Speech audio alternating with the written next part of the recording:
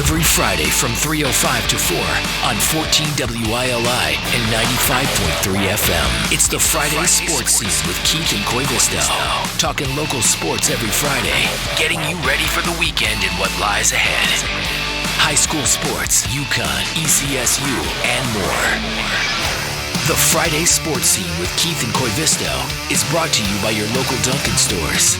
Route 32 South Windham, 1015 Main Street, Willimantic, 1575 West Main Street, and 407 Jackson Street. The Friday Sports Scene. Now, here's Keith C. Rice and Jan Koivisto. It is not Keith C. Rice today. He's on vacation in Florida with his lovely wife, Marianne. There's an old song.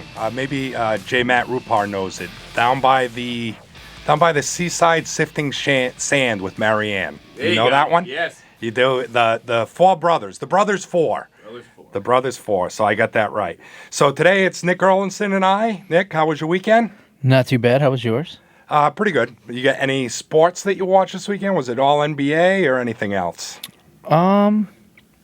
A little whatever was on. My son had a baseball game, so I went to that. Oh, that's always good. That kind of dominates the springtime, which is nice.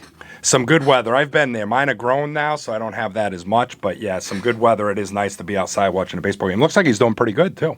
Yeah, he's having a lot of fun, and they got a game tonight at Rec Park. He plays for the Columbia Lebanon team, but they're playing the Willimantic Elks team tonight, so it ought to be fun. It's always a good time up at the Willimantic Rec Park. What is this considered, like we used to call it Senior League back in my day, or Babe Ruth? I think I don't even know what it's called anymore, but it's like the older kids. I think he's 14, so it's... Yeah, that would have been our Senior League Babe Ruth type stuff. But yeah, they've changed the name through the years. So welcome to the Dunkin' Friday Sports Scene on 14 WILI 95.3 FM. And after this, you'll be able to catch us on YouTube on the WILI channel. It's free to subscribe, and you'll get to see Nick and I's pretty faces on there. So check that out after. All right, let's get into some of the sports for this week. Rough week for Boston teams. Bruins out. Do we care about hockey, though? I don't really care about hockey. No, the question I had was if it's too early to talk about the Patriots now. There's nothing else to talk about. Well, it's always funny to me because even this past week with the Bruins and Celtics being out, I see nothing on the Bruins. The Bruins seem to always get a pass. The Celtics are getting a lot of grief for their season. Yeah, I don't know. It was a bad way that they went out, I think. They just didn't impress me. And we have Dion Sherman from 2-for-1's Hoops coming up after the break at 3:30, so we'll get into that with him. He said he's got a lot of Celtics talk, so we'll see. Let's get to the rundown. Our local teams, the Wyndham Boys, rough season. They're 1-12 in baseball. They host Wheeler today. We had Johnny Uricchio last week, and he made a good point. It's just if you're not into baseball, it's tough to be good at baseball. Wyndham softball doing a little bit better. They're 4-9, and they face Putnam on Saturday. Wyndham Tech, baseball also 4-9. They're at East Hartford. And the 7-5 Wyndham Tech softball team, they beat Ellis 19-5 yesterday, and they're at Parish Hill today. First pitch about as we speak, I think. E.O. Smith baseball. Johnny Uricchio also said that they were going to be the team to come up here in the last half of the season. Won 4 of their last 5. They face Bristol Central right up at Eastern today, Holowati Field. 5-7 softball team. They beat East Hartford Monday, 8-7. So they're still looking at a shot at the States, and they host Cockenchog today. Cockenchog? Am I saying that right? You think? I have no clue. Never heard of it. You never heard of Cockenchog? Nope. I always see them, but most of our local teams don't play them, so I don't know. And then we get to Coventry. Oh boy, 12-1 in baseball, 12-1 in softball. Johnny had made a comment about all the shutouts they throw. They did give up 8 runs in an 18-8 win though this week, but they still keep plugging along. And softball also 12-1. They got a big game coming up, I think next Friday. Hale Ray, which is maybe a state final preview or at least a state semifinal preview. That's one of the better Class S teams. Lyman boys, baseball 6-8. So they're having a pretty decent year in Coach Gomez's first year of retirement. They won 13-3 over Wyndham yesterday.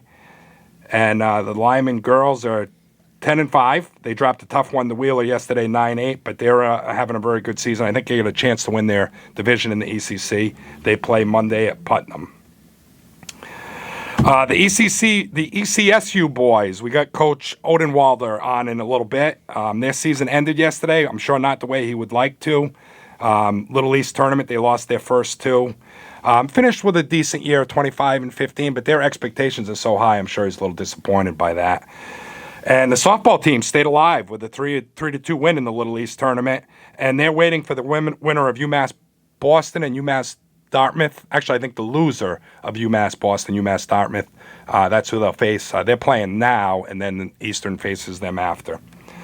UConn baseball, 27-22, but 10-5 in the Big East, so a pretty good season, and they have a 3-game set coming up with Seton Hall this weekend.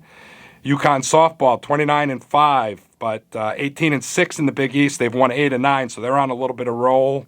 And they beat Creighton yesterday. They face Butler today. That game's going on now. All right, so that's it for the local rundown. We had a good talk with Johnny Yu last week. Have you been to any of our local teams' games? I know you go up to Wyndham Tech games sometime. Yeah, I haven't had a chance to check out any of the baseball ones just because I've been busy with my son's practice, bringing him to practices and my other stuff. But my daughter was on the softball team for years at Wyndham Tech, so I used to go to as many of those games, but I haven't been really since. Right. Yeah, and the timing. I mean, I've been to a couple of Plainfield girls softball games and one Plainfield baseball game, but, 4 o'clock, 3:30 starts. It is a little rough with basketballs at night. It's a little easier to get to. Yeah. All right, so thank you to our sponsor, Duncan. I got to tell you, I went to a basketball tournament this weekend, and I made the mistake, although I like having her with me, of having my youngest daughter with me. We must have stopped at Dunkin' literally 6 times. She tried every Oreo drink there is. Oreo coffee chiller, Oreo maca, and then we had to go back because she wanted to get the Oreo cloud latte, but she hadn't decided between the two, so we ended up getting her both. They're all pretty good. I've tried most of those. Yeah, you're a big Dunkin' fan. What do you got today? That's some mango, pineapple, limeade refresher. It's not bad. Hey, you mix it up, too. I'm a boring guy. You mix it up. Just like your jerseys. What do we got on for the jersey? Are you a Pistons fan now? Is that who you're rooting for? When I was a kid, I was a big Pistons fan. Isaiah Thomas was my favorite guy. I wore 11 when I played basketball because of him. And I don't know. I like Cade Cunningham, and I've always kind of liked the Pistons, but Orlando and Boston are my teams. But after he left Indiana, where he won a national title, I feel like everybody hated Isaiah. You may be one of the few. Do you still consider yourself an Isaiah fan? Yeah. Yeah, you do. That's good. That's good. He was a disaster with the Knicks, though. I liked him because he was small, and I was never really big. So I liked that because he was small and he would fight. He was not afraid of anybody. He could play. He actually gets. If he had been on the Dream Team, I think he'd be remembered a little more fondly. And his time at the Knicks as a GM or president or whatever he was pretty well not thought of as very good. Yep. All right, so we got Coach O on in about 15 minutes. Let's look at the baseball teams. The Red Sox stink. Keith Rice posted the Bruins, Celtics, and Sox are all eliminated on the same day. I think he's a little premature with that. Luckily, they got a sweep of the Detroit, who also seems to stink.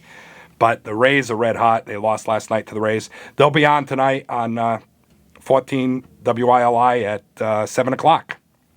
My daughter was telling me the tickets are really cheap for those games in Boston and the Rays, so go get your tickets to go see them. The American League is such a mess. Everybody's 500 except the Yanks and Rays. There's still hope, but they just got to figure it out. Really now. 4-gamer with the Rays. If they lose 3 out of 4, I'll be pretty disgusted with them. So we'll see. Yeah. But the good news, we're not Mets fans. I know there's probably some Mets fans out there. 14-23. Keith mentioned last week that they play on the West Coast a lot. So we'll see. Maybe there's a run coming, but it's been a rough season for them. Yankees, 26-12. Them and the Dodgers fighting for the best team in baseball. Yankees are 14 out of their last 17 after a little bit 500-type start for them. And they are, just read today, they're bringing up Spencer Jones, who's, I think, an okay prospect, 25, 26 years old. but he's going to be playing the outfield at 6'7", right next to 6'8" Aaron Judge. So probably the tallest left and center fielder though in baseball history, I would think. Probably up there, yeah. That's over 13 feet in the outfield. That's a little bit They crazy. could stack on top of the shoulders and catch all the home runs. Yeah, they may be able to. I guess the kid strikes out a lot and hits some bombs, so we'll see how he does. I'll be rooting against him. Unfortunately, I hate to root against kids, but if you're a Sox fan, you got to root against every Yankee. Yeah, we'll have Coach O on here in a minute to talk about the Eastern season. I heard. I know you're a wrestling fan. A buddy was just commenting on wrestling because WrestleMania was last month. Last month, it was kind of terrible. I'm not gonna lie. It was terrible. Why was it terrible? Just not enough matches. It's 2 nights. The first night was mediocre. Maybe it was not. The second night made up for the first night in a lot of ways, but it was not great. And now I'm told is kind of like a time where they're figuring things out. After WrestleMania is a little bit light now this month. Yeah, they have their Backlash pay-per-view this week, coming up tomorrow. And it's always a weird time because right after WrestleMania, they always seem to cut loose a bunch of talent and things like that. But now TKO, who runs the company, is trying to restructure contracts and people are leaving, and it's... All right, Coach Odenwallder on the line. I'm not sure if I said that right, so we'll stick with Coach O. Welcome to the Duncan sports scene. Odie is just fine. That's what the players call me. All right, we'll stick with Odie then. That's a little easier for me. There you go. Yep. Jan Koivisto, Nick Erlinson here. Keatsy Rice on vacation. So let's get into it right away, I guess. Yeah. I know yesterday and the Little East tournament's not what you wanted. I know a few years ago, after a Bucks series loss, they asked Giannis about how disappointed he was in the season, and he kind of took offense to that, in that he said every season's a learning season. So, what did you learn from this season? Honestly, it was a really fun group to coach. And in this season, I think a lot of guys learned. We didn't return any pitchers who had pitched on weekends in their college career, right? So weekends is when typically you throw your best arms. And we just had minimal experience in a lot of positions. I was really fortunate to have Hank Penders, my captain, as a catcher returning. If I'm going to have a captain and experience at a position, I don't think of a better one other than catcher, maybe shortstop, center field, right? You want to be solid in the middle of the field there. But other than Hank, really for the most part, it was a lot of new faces, a lot of young faces. Started 2 freshmen in the tournament on the field, which is always going to come with some things to learn from, right? So, but by no means I would not say disappointing or failure. I think Giannis said it best when we just had a ton of stuff we could learn from, right? We also had some injuries. We had one of our projected top arms go down and out for the season early on before the season even started. We had another freshman that was a 90-plus arm blow his elbow out early on. So a little bit of an unlucky year, but also a year that I think is going to bode well for us in the future, not just next year, but the year after, some of the experience that these guys got to learn from. Yeah, and I had read, I think in the preseason you lost 8 of 10. You had 8 of your 10 Little East All-Stars that you lost this year. Yep. So a 25-15 season coming back is pretty good. It's just I know your expectations with having one, averaging, I think, 30-plus per year. Yep. And that's the standard set here at Eastern, right? That's the standard that it's been for so many years, and that's the standard that it's going to continue to be. So there's no such thing as a rebuild at Eastern. It should always be a reload, and it's on us to make sure we're bringing in the right players and bringing in solid, talented young players, freshmen, and then also supplementing with the transfer portal as it's so important in college sports these days. So your utility player, junior Ian Moser, hit almost 400 on the season, and you had several others batting over 300. How many hours of BP have your players put in over the season? Because I know hitting seems to be very vital. My hitting coaches, Coach Sylvester and Coach Lawler, they do a tremendous job. And if you want to quantify it hours, I mean, it's not just the hours that they put in at practice or the hours they put in with the coaches and individual work. It's the hours we're not with them that really show up the most, honestly. We're not there to quote-unquote babysit them over winter break or anything like that, right? So it's really up to them how good they can be. Obviously, you can recruit a ceiling, but at the end of the day, it's up to the player to reach that potential and get to that ceiling. So guys like Ian just sticking to the plan, sticking to the process, and trusting the coaches. It's really good to see Ian put together a heck of a year in his junior season, and I'm hoping he can only build on that for next year. I want to ask you about a local kid because I'm friends with the family. His brother, Luke, Eric Mathewson. I know he saw some time this year and played a little bit. What do you expect from him going forward? He's an Eastern guy through and through. And he's another guy that's kind of developing on the course that that a lot of those homegrown guys are going to develop on. He got a little bit of run on the mound in his freshman year. Sophomore year, he started out pretty hot with the bat, then had some more opportunities on the mound, getting a spot start here and there. So it's a lot, especially on a young kid and a sophomore, to be able to play on both sides of the ball.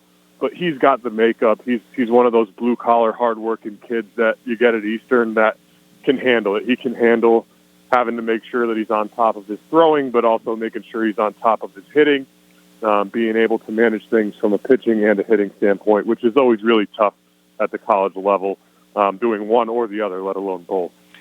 I also want to ask you about the legend, Coach Baylock. How great is it to have him on your staff, and is he still throwing BP?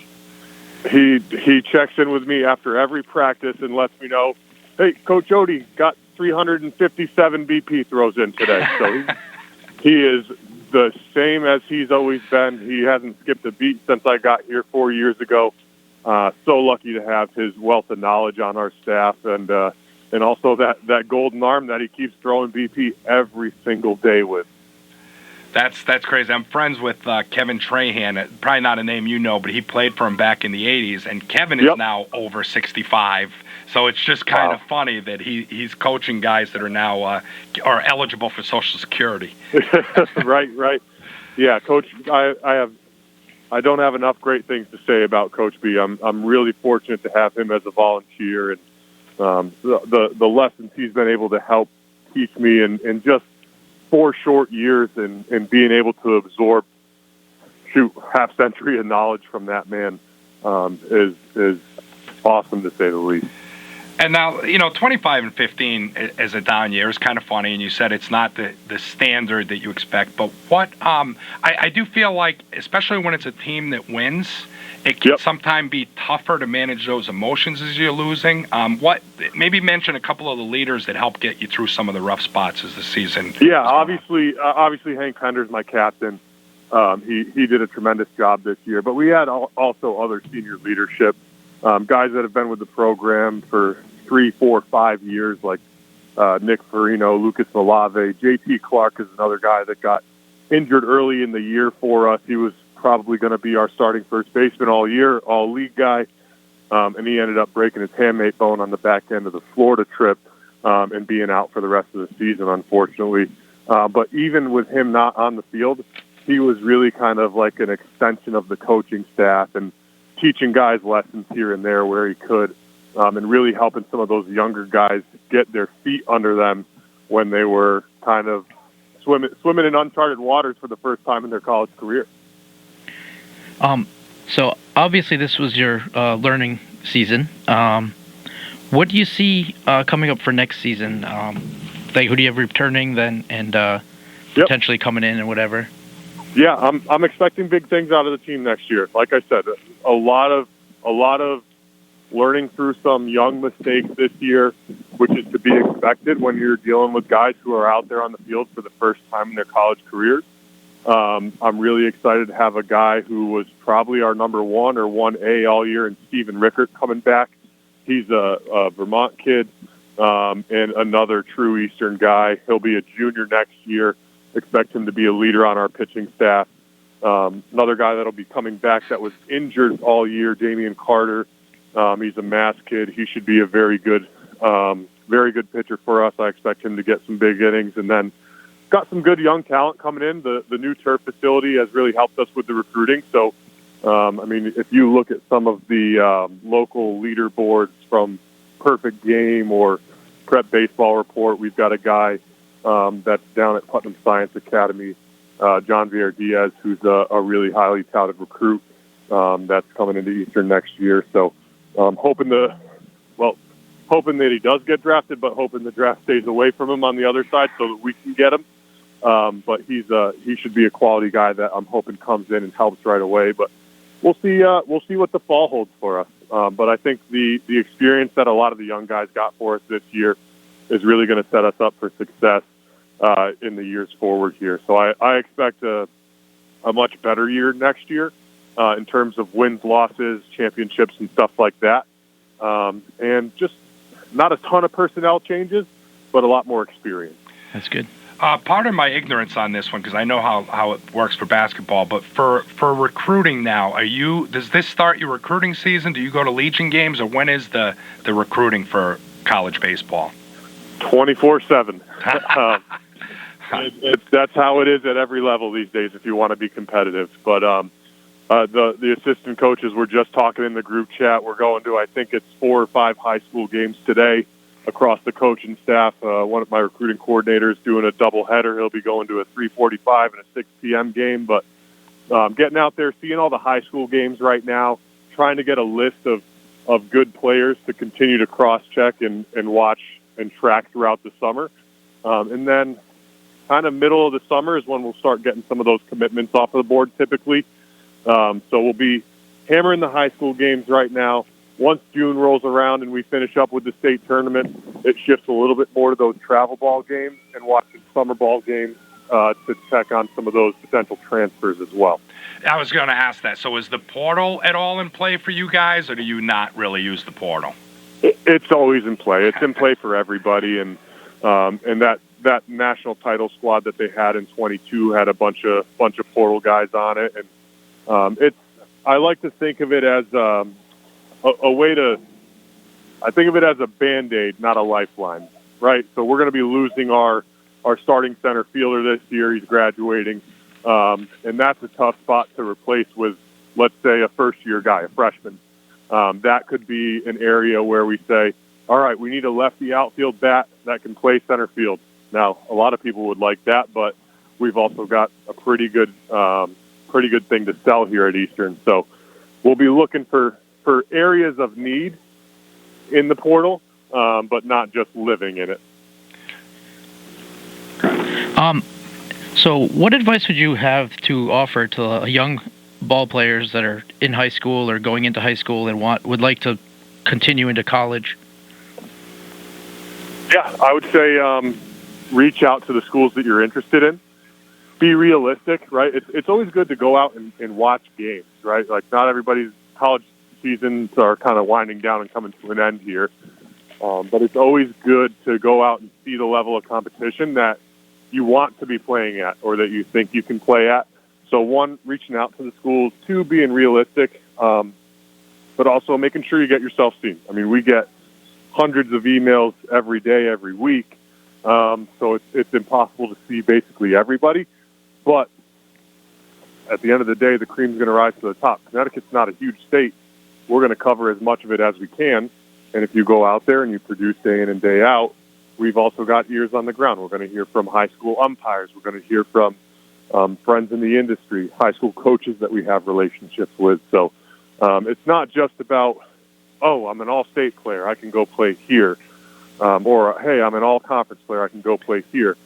If you're not being a good person, you're not somebody that your coach is going to want to vouch for, or umpires are going to say, oh, yeah, that kid's a jerk, he's really disrespectful. That's what's going to hurt you in the recruiting process, even more so than maybe striking out here or there or walking a guy on the mound or giving up a home run. I can coach a lot of that stuff. I can coach mechanics, but it's tough to coach the person that you want.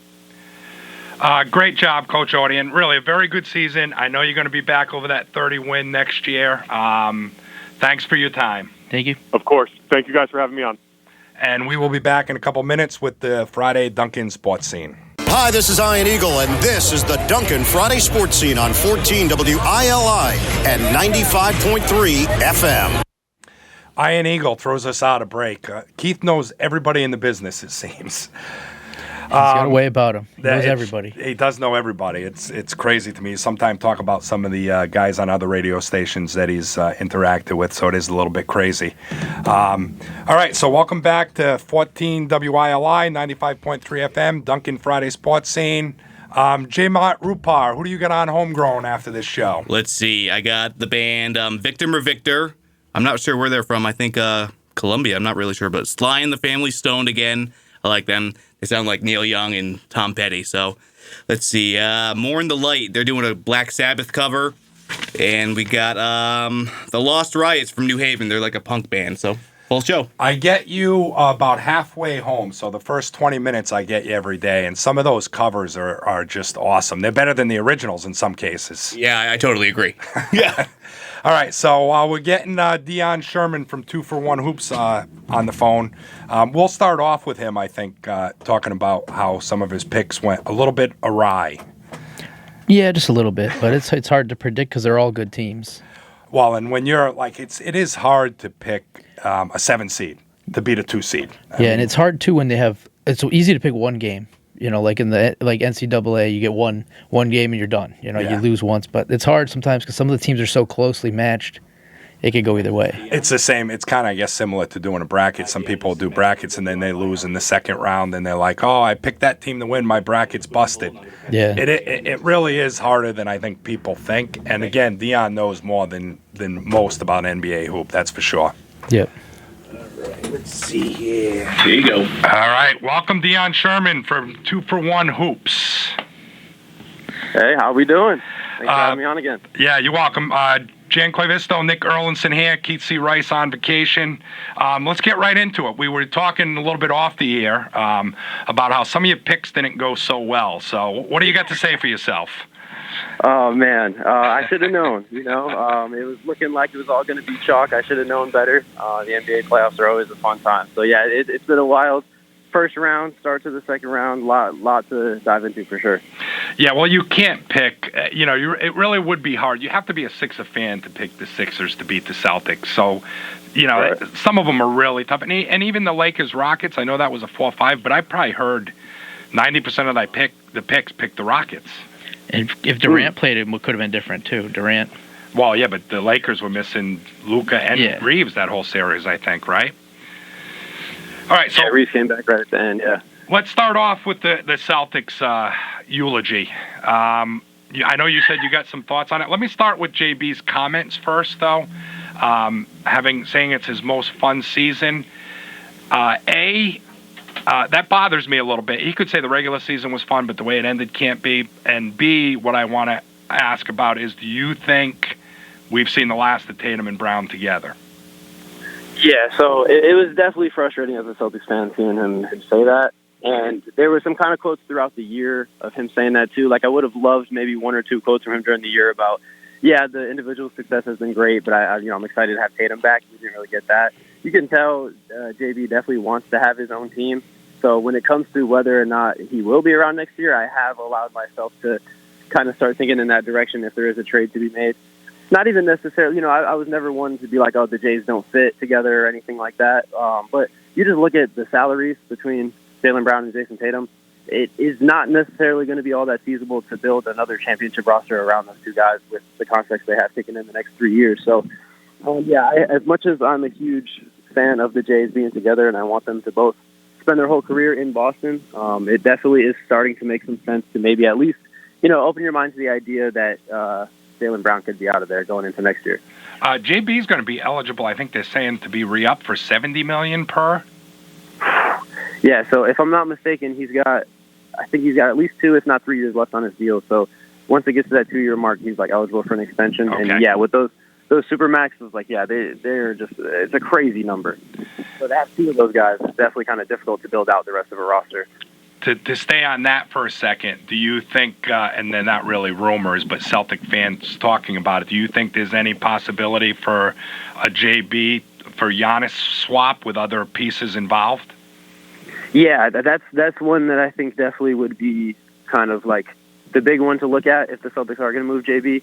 Kind of an interesting one, though. Would probably have to get a third team involved just because with where the Bucks are right now, probably wouldn't make sense to trade for a guy like Jaylen Brown. If they're going to trade Giannis, they're going to have to completely reset that thing. So it would probably be a three-teamer where Jaylen Brown is going to some other team, and then that team is given all like the draft picks and assets for to the Bucks. I would not be opposed to it. I think Tatum and Giannis paired together. Obviously not the two most reliable shooters in the world, but that is a front court pairing that I think makes a lot of sense. If you look at like why Drew Holiday and Chris Middleton worked with Giannis and why Damian Lillard didn't, it's because Drew and Middleton are much more of like off-ball players. Damian Lillard is much more of set me a screen and roll to the rim. That's not really Giannis's game. He's not really much of a willing screen setter, but I think Tatum is not necessarily a huge pick-and-roll guy. He's someone that can create sort of on his own. So I think pairing him with a dominant inside force like Giannis would open up a lot of perimeter game for him. So if we are, if we're splitting up the Jays here, I hope it is for Giannis, because save for that, I don't know how the Celtics necessarily get better by trading Jaylen Brown, but I'm open to the idea of Giannis. Me too. Just so you know, everything you just said there, and I'd like to argue with you a little bit, makes for better radio, but I agree 100% with everything you just said. I got one more Celtics thing, and then maybe we can get other first-round stuff. Kind of a big Celtics thing. What do you think went wrong? And if the Jays stay together, what needs to be done to be better next year? Yeah, I mean, like you said, it doesn't make for better radio, I'm about to say, but quite honestly, I think it was a matter of just not playing well enough. I think when Embiid came back into the series, there was a huge dynamic shift of I honestly just felt like the guys were a little bit soft, just a little bit afraid of Embiid's presence at the rim. It became, as they are already, they became a very heavy jump shooting team. And I think they shot, I forget what it is off the top of my head, but something like 29% from deep in their 4 losses in the series. So I think that there was just not enough of a desire or a willingness to attack Embiid at the rim. I mean, he is a great rim protector, don't get me wrong, but we're talking about a guy who at this stage in his career can't really get off the ground, So I would have liked to see Jaylen Brown particularly, but really the whole team just have more of a willingness to get more aggressive and just attack the rim. So they kind of just leaned back into, as Joe Mazzulla has built this team out to be a three-point shooting team. As you know, Jan, I mean, you live by the three, you die by the three, and that's really what killed the Celtics. Yeah, what? I don't totally get it. I do think the three is a big part of the game, but every team buys into it, and it is just weird to me. Like, scoring has been up the last couple of years, but it's not up from the 60s. It's not up from the Bird era 80s when they were taking 3 threes a game. So it's a weird thing. And the other thing that bothers me with threes a little bit, and I want just a little bit less, is there's never foul trouble anymore. Nobody gets in foul trouble except for Keita. Right, except for Keita, exactly. The issue, it's not even necessarily the volume of the three-point shooting, it's the one-dimensionalness to it. Like Joe Mazzulla's whole philosophy is if, we make some threes, we're going to win, and if we miss some threes, we're going to shoot more threes. So just the fact that he wasn't able to pivot, it was very clear that just leaning on the three-point shot wasn't going to work. We've now seen it 4 out of the last 5 playoff runs. Obviously, the other one led to a championship, but just the three-point shooting has been the downfall. And, Celtics can point to, the shot quality. You look at, the advanced numbers of, the expected field goal percentage and that kind of thing. That's all great and all. We can hang the banner for highest expected field goal percentage. But at the end of the day, shots aren't falling. You have to have a way to pivot. So that's something that frustrated me. I'd also look to the way that Mazzulla kind of managed the bench. I thought that part of why they had such a surprise season was they got so many great contributions from guys like Sherman late in the season, Hugo Gonzalez, Jordan Walsh, all those kind of guys. And he kind of abandoned it and then immediately jumped back to it in Game 7. He started 3 guys he put together a 5-man lineup for Game 7 that had never played together all season. I mean, you don't really have to be a huge NBA fan to know that that's probably not going to be very successful for you in a do-or-die game. So I really, just going back to the three-point shooting, I think they need to be able to adjust. Mazzulla has to be willing to divert from his philosophy of we're just going to be a three-point shooting team. All right, you got a Celtics question, Nick, or you want to move on to something else? I was going to ask, I saw some Celtics fans online saying that Joe Mazzulla needs to be fired. What do you think about that? Fired is a step too far, no. Yeah. But I think you have to look at a situation like that. You have to look at, okay, if you are going to fire him, like, who are you replacing him with that's actually going to put you in a better situation? I don't really look out there and see a ton of hot names on the market. So, no, I wouldn't go as far as to say fire, but I think Brad Stevens needs to have a critical conversation and say, look, the way we've kind of built this team, it's led to a lot of success in different areas, but if we're not going to be able to be multidimensional, especially on the offensive end, then we're just going to kind of run into the same problems over and over again. So, no, I think he can stay. I do still think he's one of the better coaches in the league when it comes to not only the X's and O's, but the player relations side of things, which in today's NBA is probably even more important, you could argue. So, no, I mean, he's just sticking around. It's just he's got to be a little bit more flexible, a little more adaptable. Yeah, I agree. I enjoy his post-game press conferences, too. He's always great. He is awesome. He doesn't care. He doesn't care. He is great with that, with some of those questions. All right, before we get into what's going on now, do you have other first-round thoughts? Anything that really stood out to you? Well, as you guys know, I did have the Nuggets going all the way. We do know that. I really felt like things were coming together at the right time. Guys were getting healthy right going into the playoffs. But it didn't come to fruition. Obviously Aaron Gordon went down. I honestly thought Jokic looked a little bit human. Like, you look at the stat lines, I think he still had a triple-double in almost every single game, but was just not nearly as effective. Just wasn't able to impose his will on the series like you would have expected him to. Got to give props to Rudy Gobert for that one. Did not think that, he was going to be able to cover him one-on-one, and he did a fantastic job. So that's definitely my biggest takeaway outside the Celtics from round one. A lot of really good series. Cavs-Raptors won 7. Pistons Magic won 7. There's a lot of entertaining basketball in round one, but biggest takeaway for me was just the way the Nuggets really fell flat. And credit to the Timberwolves, too. I mean, Anthony Edwards going down. I assume obviously had some huge games. He went down, and they were still able to pull it out. So that one was definitely the one I had my eye on the most. What do you think of, I'd asked you last time, and you had said that he would not retire, but that 41-year-old LeBron was the best player in that Rockets series. Is he playing for another 5 years instead of retiring next year? Yeah, I don't know. At this rate, it looks like he can go as long as he wants. That was really impressive, the way he was able to really just take control of the series, in the sense of, like, anytime he was on the floor, he was managing the tempo of the game. He was, running the offense. Just the veteranship versus that Rockets team with, especially no KD. It's a very young and very disorganized team, too. Talk about, coaches getting fired. I think Ime Udoka's definitely got one of the hotter seats right now. Just because their offense was just disastrous all season. They just have no organization on that end.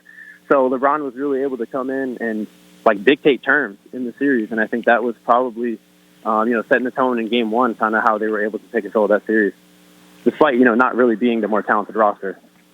Kind of touching a little bit on what the Celtics issue is with the threes, but I noticed, like, in the past few years, the game has shifted to a more mid-range game, like the Oklahoma City last year one with the primary mid-range type offense. Do you feel that it's going that way, or do you think that's just a fad and it's going to go back to threes every Yeah, I think we're starting to see a trend back more towards, prior to, like, the three-point revolution. I do think we've probably seen the peak as far as, like, leaning into that.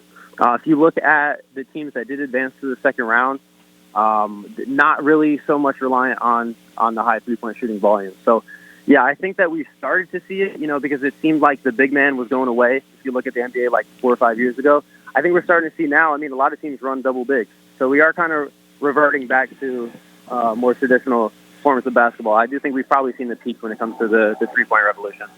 They are running double bigs, but the double bigs shoot a lot of threes now too, usually. Sure.